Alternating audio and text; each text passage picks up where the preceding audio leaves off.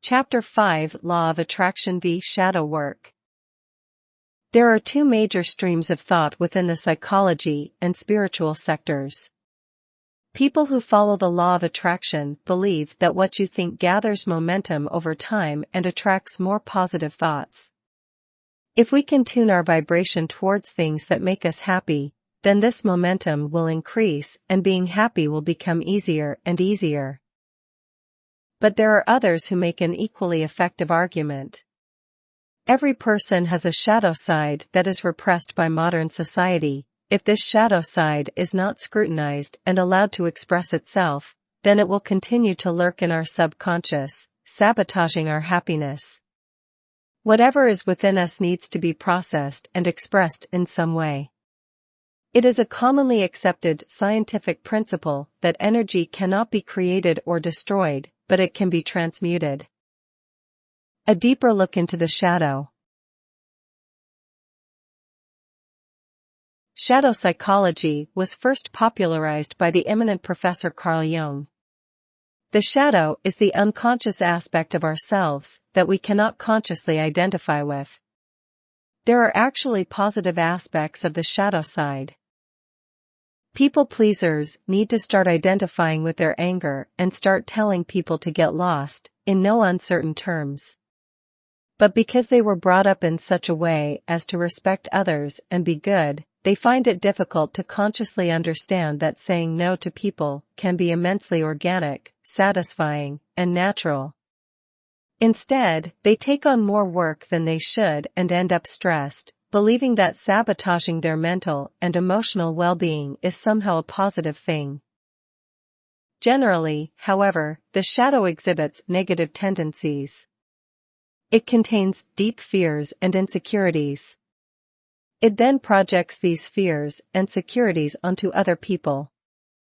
Often, people will project their own negative tendencies onto others to deal with their own pain. It is the next best thing to being able to confront it within themselves, which is far more difficult. For Jung, the best way to explore the shadow side was through dream work and symbolic analysis. The shadow was referred to as the unconscious in the works of both Sigmund Freud and Friedrich Nietzsche. The concept of shadow self has become much more popular in recent times due to the prior dominance of the law of attraction. More people than ever are involved in dream work and self-assessment questionnaires to dissolve shadow tendencies and bring the shadow self to the forefront of the conscious mind. The law of attraction. The law of attraction was first popularized by Jerry and Esther Hicks in the 2006 movie, The Secret. They stated to be channeling a non-physical entity known as Abraham. Jerry Hicks passed away from cancer in 2011, leading many to question the authenticity of the movement. Yet Esther Hicks is still very much active and has a massive following. Additionally, the law of attraction is demonstrated or alluded to in many historical societies and spiritual texts. It is not the sole domain of the Hicks, though they are the ones who have brought it to the public awareness in a 21st century context. The law of attraction makes perfect sense and does more to explain why some people are successful and others are not more than anything else. But the complete set of teachings adds so much more and delve into complex situations that extend far beyond focusing on positive thoughts. Additionally, it places a new emphasis on desires and emotions. These were viewed as dirty from an Eastern spiritual perspective, where we gain much of our esoteric information from. Such distortions have convinced people that desires and emotions are somehow evil, though nothing could be further from the truth. Moreover, too much emphasis has been placed on mental thoughts, when it is the emotional vibrations that are what gives the strength to the manifestation. The law of attraction is based on feelings as opposed to thoughts, which is a completely new paradigm. Which one should I do? The good news is that there is no need for discrimination. Shadow work and a positive mindset can both easily be applied together. There is no need to side with one group against the other. This is both pointless and counterproductive. Instead, embrace the best of both worlds. You might find that doing positivity work brings up hidden shadows, and that focusing on understanding the shadow works to increase your levels of positivity. A good compromise could be to do both shadow work and keep a positive psychology, but try to focus more on a positive psychology. It also helps to notice that there is a difference between ignoring something and focusing on the positive side of things. So meet your difficulties head-on and face them up front. At the same time, try to look to the future and be optimistic about what it has in store for you. Don't avoid the past and your inner demons, as this has been identified as the #1 impediment to future growth and development. Emotional avoidance is also the leading cause of unhappiness according to some experts in the field of psychology. It can be a tough line to balance between the two. But to develop a really healthy mindset, you have to focus on both. Chapter 6: Creativity and Imagination as Tools for Development. The sheer power of imagination has not been given its due in either religion, science, or spirituality. All of these seek to give the student a system of mode of operation with regard to how to live and behave. But creativity and imagination are in a league of their own and are uniquely individual practices. There is no system or structure to imagination or creative work. How does the imagination work? It can be a little difficult to describe exactly what imagination is and how it works. But it bears resemblance to meditation in terms of dissolving issues and finding solutions. Because when using the imagination, the individual is in an altered state of consciousness. There is no way to compose wonderful poetry or a breathtaking painting when the logical side of the brain is activated. Because the logical side of the brain wants to understand why each piece is placed in a certain way and wants to work sequentially in ABC fashion.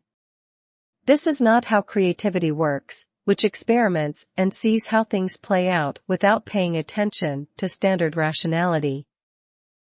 It is the imagination, not logical processes, that is responsible for most human achievements.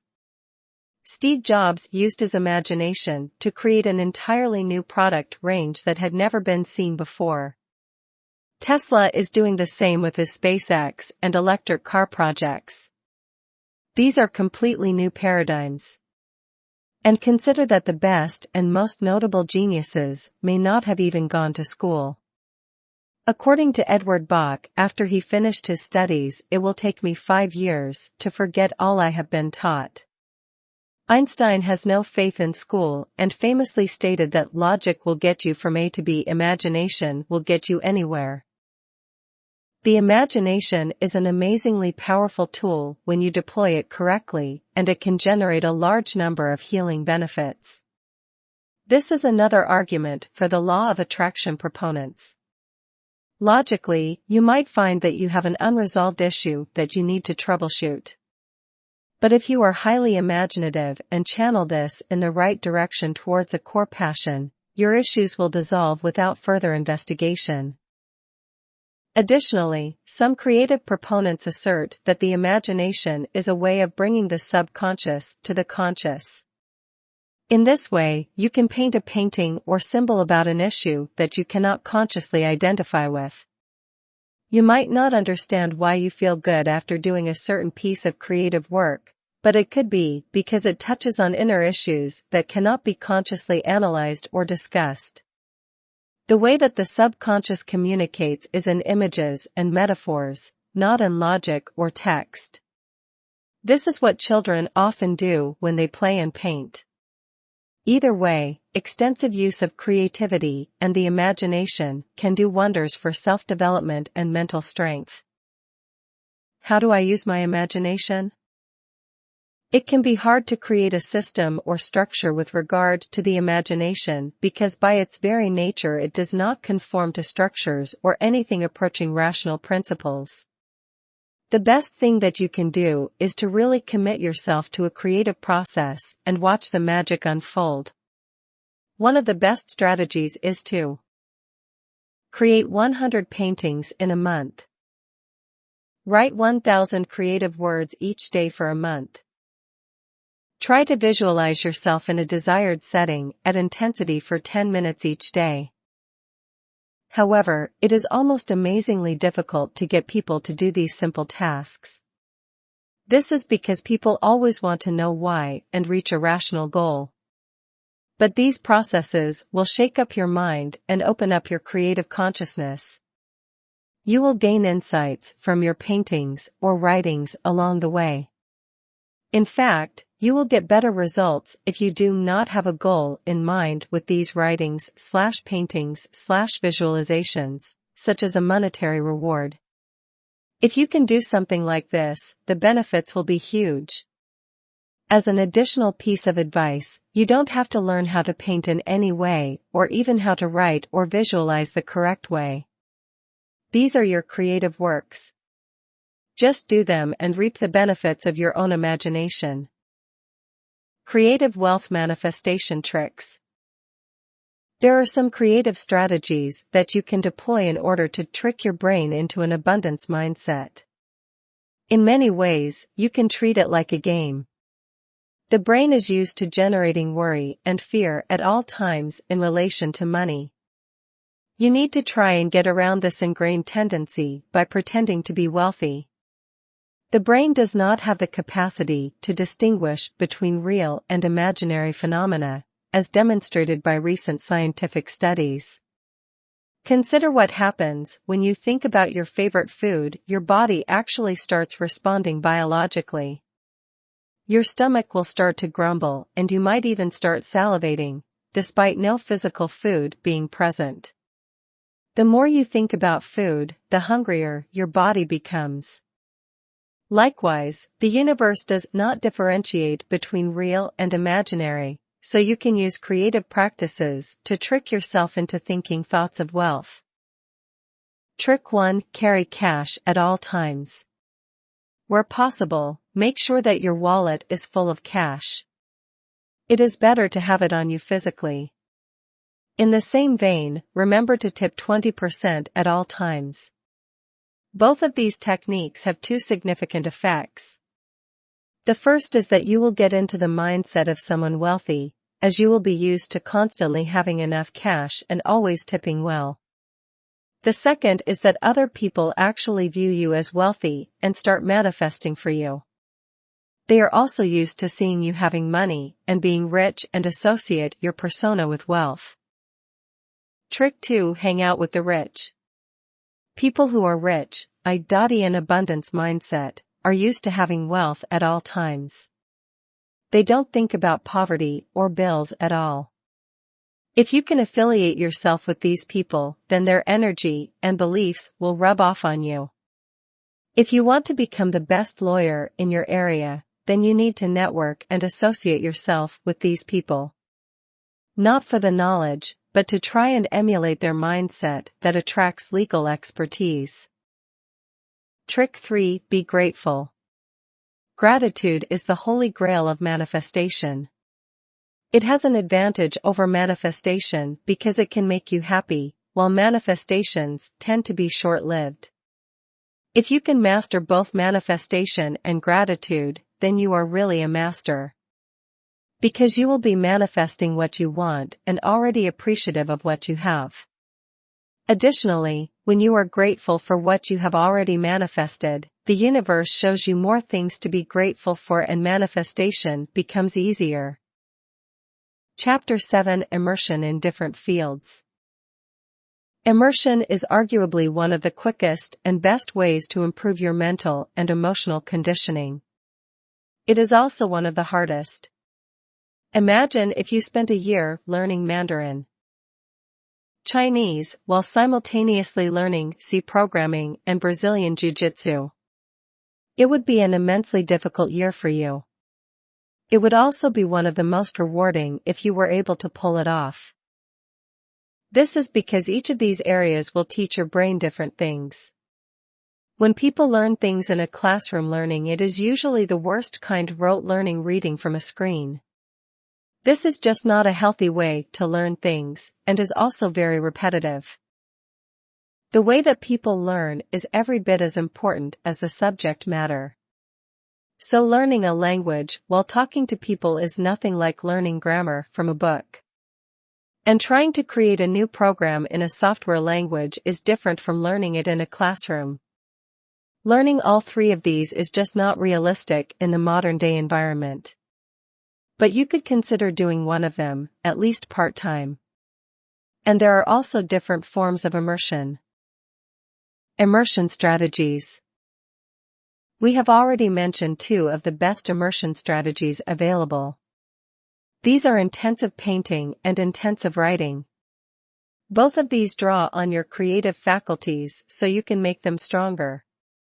Creativity is an excellent tool that you can use in nearly any context.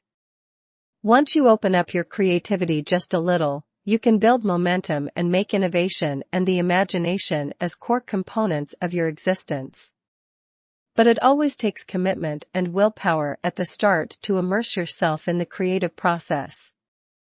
Consider that Mark Zuckerberg publicly posted that he was going to spend a year learning Mandarin Chinese.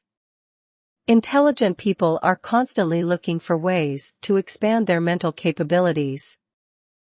Travel is one of the most common immersion strategies available. Learning how different people think and behave is excellent for contrast against your own personal values and beliefs. The starkest example of this is when people of the West go to places like India and Thailand in the East. While people in the West are goal-orientated and live in the future, the people of the East tend to live in the moment more. This has its own set of drawbacks, as they generally don't seem motivated enough in terms of self-development. Many people spend at least a year of their lives traveling. However, they tend to go the wrong way about it. They often do it near the end of their lives, and try to fit in as many places as possible, like ticking boxes off a checklist. When traveling, it is best to spend longer time periods in a set location to really imbibe the culture. You can immerse yourself in anything. Try to immerse yourself in minimalism for a month. No TV, smartphone, no unhealthy food, no social media, no computer, a clean desk, a clean room, a small set of clothes, etc. Remember that 21 days is the time it takes to incorporate a habit. So if you manage to follow through with something for over 21 days, then you can carry this habit forward with far less effort than when you started out. Painful immersion practice, the best kind.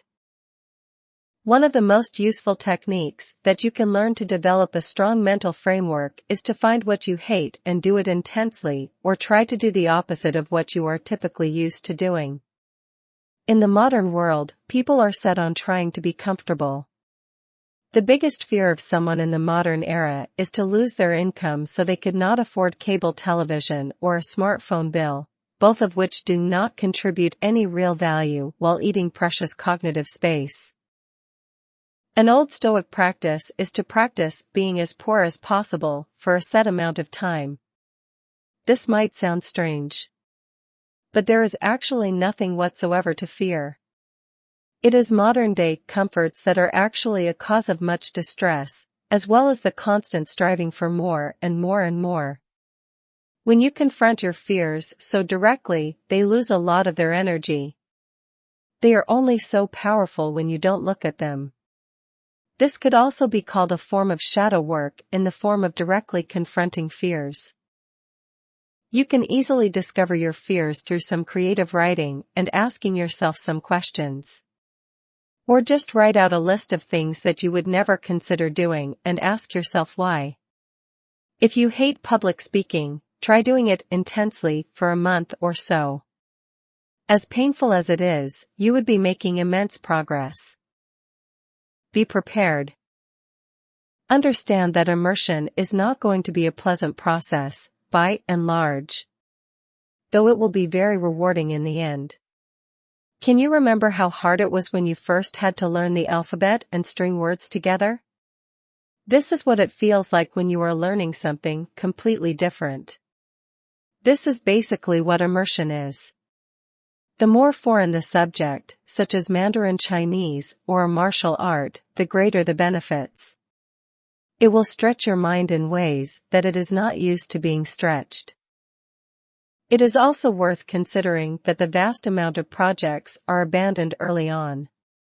Most people finish their yearly resolutions 2 weeks into January.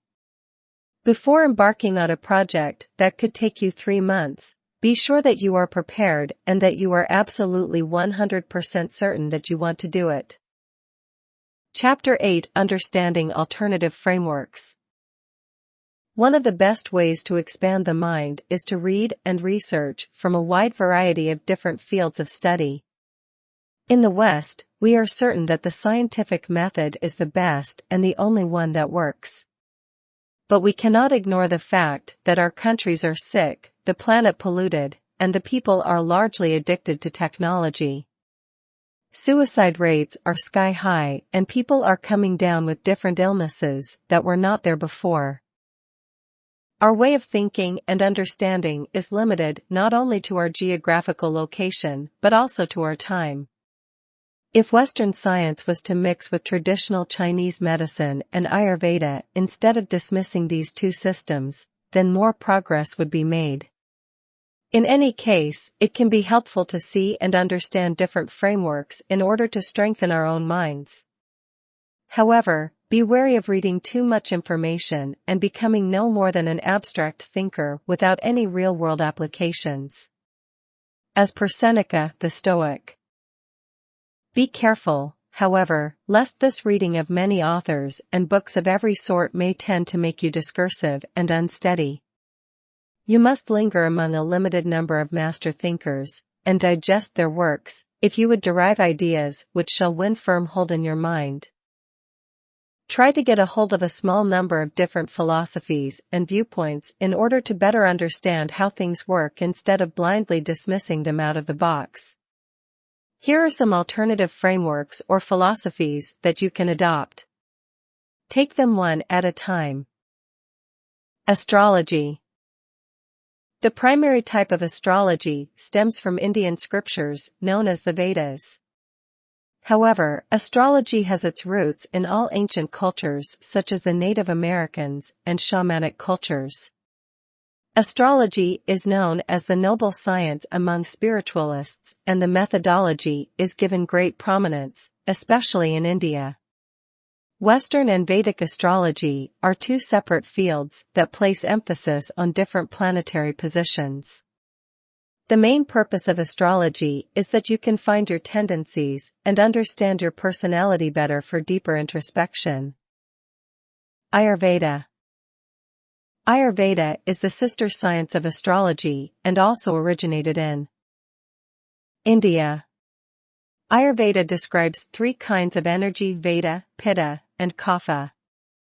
Each person is one of 11 combinations of these elements, and based on this combination recommendations are given with regard to exercise, diet, and meditation. Ayurveda is perfect for explaining the gaps in nutrition knowledge that Western science falls down on. Hinduism. Hinduism is unique among the religions because it is not as organized or structured as opposed to its contemporaries. There are hundreds of gods to be worshipped, and Hindus get to select a god which confers particular benefits. In this way, Hinduism is actually more open and creative than traditional religions, which tend to be a little dogmatic and impose a belief system on you as opposed to letting you choose. Presentism. Presentism is the idea that only the present exists and that the past and the future are illusory. This is because time is just an illusion. The opposite of presentism is known as eternalism, where all moments in time are equally real. Presentism has its roots in Buddhism, while modern scientific theory tends to support eternalism to an extent. It has recently been modernized with the book The Power of Now by Eckhart Tolle. Stoicism. Stoicism is an impressive philosophy that is all about practicality, though it tends to denigrate emotions as pointless. It was founded in Athens and was practiced by Marcus Aurelius and Seneca. Other notable Stoics include George Washington and Thomas Jefferson, as well as Prussian King Frederick the Great. Modern practitioners include Nassim Taleb and Tim Ferriss. The idea behind Stoicism is about conditioning and improvement. So if you suffered through a terrible experience, it is simply fuel for further growth. Stoicism is concerned with action and has no time for endless debate, something which is needed in the modern era of information overload. Traditional Chinese medicine. Traditional Chinese medicine, TCM, is a Chinese study of health. The Chinese mindset is completely different from the East, and for this reason it can be excellent for the mind. Seeing things from an opposite point of view is good for mental expansion.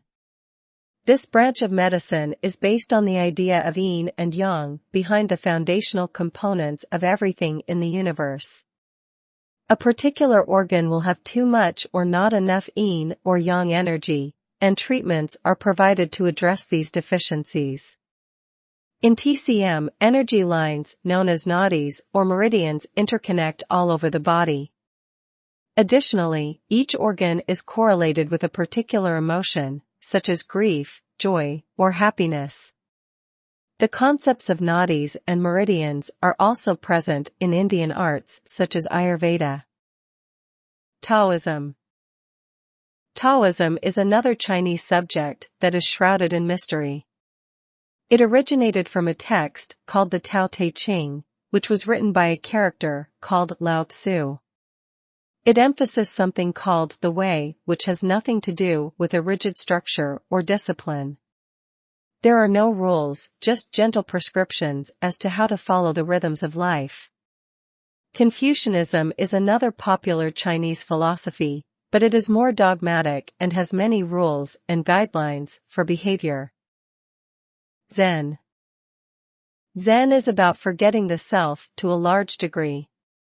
It is based around the practice of Zazen meditation, and Zen is an offshoot of Mahayana Buddhism. Zen cannot really be described in words as it is claimed to be an experience as opposed to a concept. So after years of meditation, the practitioner becomes Zen. Without meditation, there is no way to achieve the state of Zen, and it is a core and sole component of the practice. Conclusion.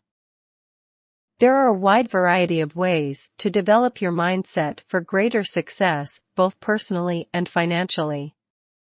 A good place to get started would be diet, exercise, meditation, and affirmations. These are the most straightforward and effective to get the mind under control in a very tangible way. Once you have a solid grasp on these, you can consider immersion techniques and creative processes to really expand your awareness. Remember that developing a mindset will become a lifelong but thoroughly enjoyable experience. You just need to troubleshoot negative beliefs and emotional issues for a while before you can really expand.